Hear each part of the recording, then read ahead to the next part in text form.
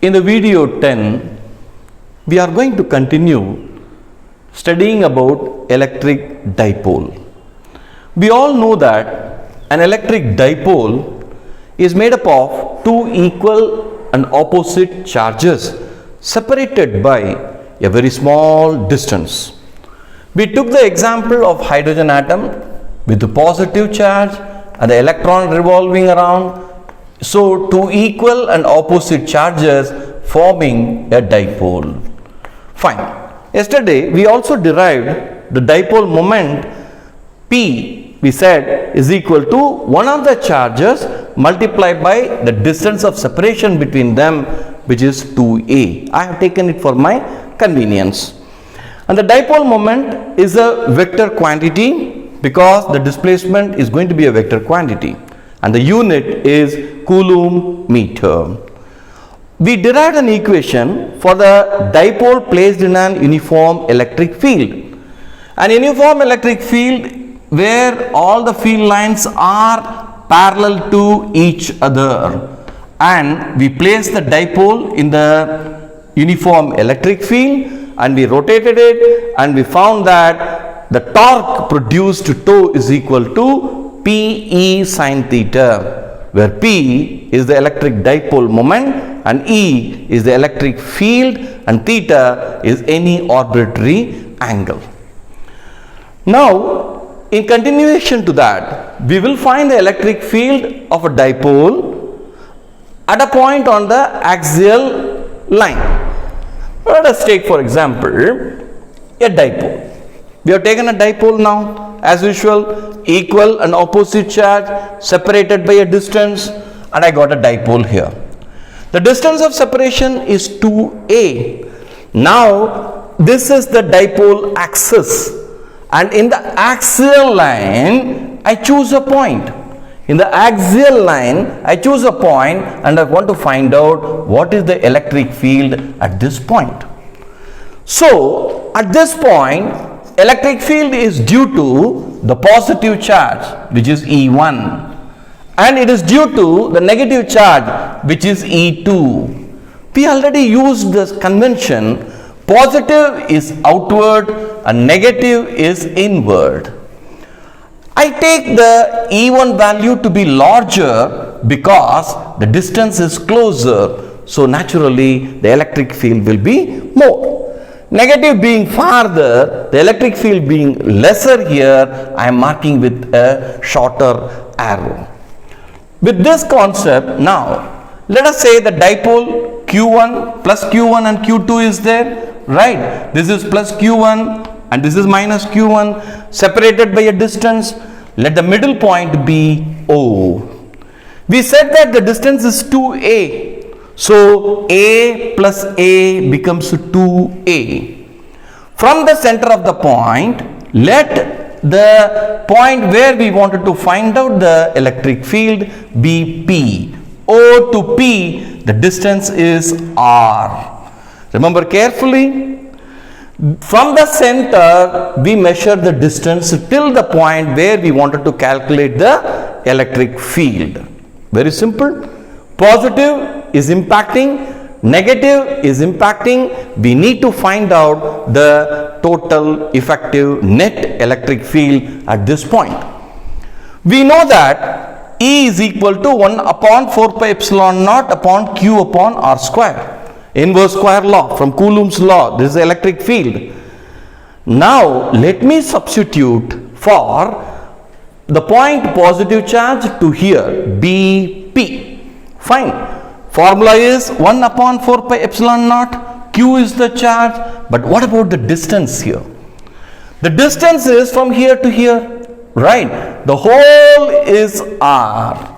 And this distance A is subtracted. And this distance will be total value minus this A. So I will write it as R minus A the whole square. First one, distance is R and this distance is A. So this distance is R minus A. This is the distance I have got. Now second point, I take this negative charge. The whole distance is R and this is additional distance A So E2 is equal to 1 upon 4 pi epsilon naught R plus A the whole square, inverse square law. R plus A the whole square, R minus A the whole square. I got these two equations. Let us now find out what is the net field. Net field is given by the formula E1 plus E2. But we now consider the direction. E1 is towards this direction and E2 is in this direction. So they are all opposite to each other. So the effective value will be E1 minus E2. Let me substitute 1 upon 4 pi epsilon naught. I have taken here R minus A the whole square minus 1 upon R plus A the whole square. Fine. Next, 1 upon 4 pi epsilon naught Q is common for both, and I am left with R minus A the whole square and R plus A the whole square. This is A minus B into A plus B. So I can write it as R square minus A square the whole square. And let me write here R plus A the whole square minus R minus A the whole square. Watch carefully. A plus B the whole square, A square plus B square plus 2AB, and R minus A the whole square, R square plus A square minus 2RA. When you calculate all these things, it will reduce to 1 upon 4 pi epsilon naught into Q into, the whole will be reduced into 4 into RA divided by R square minus A square the whole square. Let me take the next step. 1 upon 4 pi epsilon naught into Q. Let me break this 4 into 2 multiplied by 2 into RA upon R square minus A square the whole square. We know that 2A into Q. 2A is the distance of separation into Q, that gives you the dipole moment. Let me move to this part and let me solve it.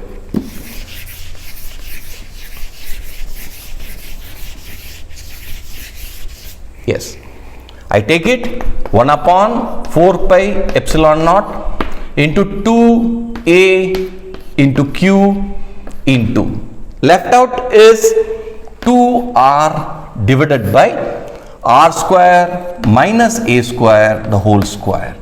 This whole factor is P.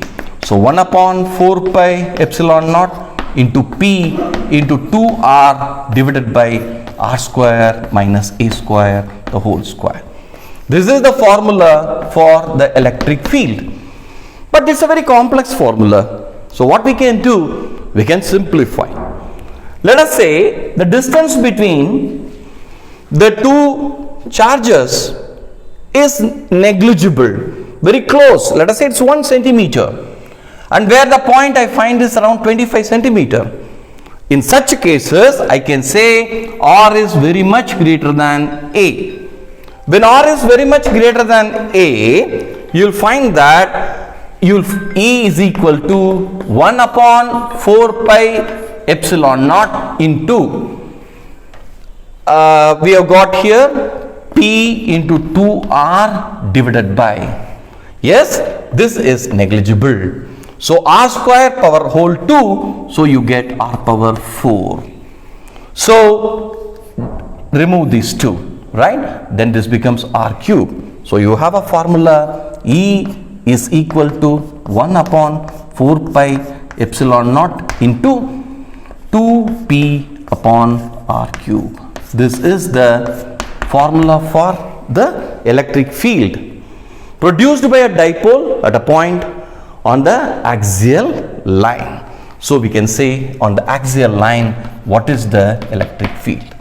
This is for the axial line. In the next video we will see for equatorial line. Thank you.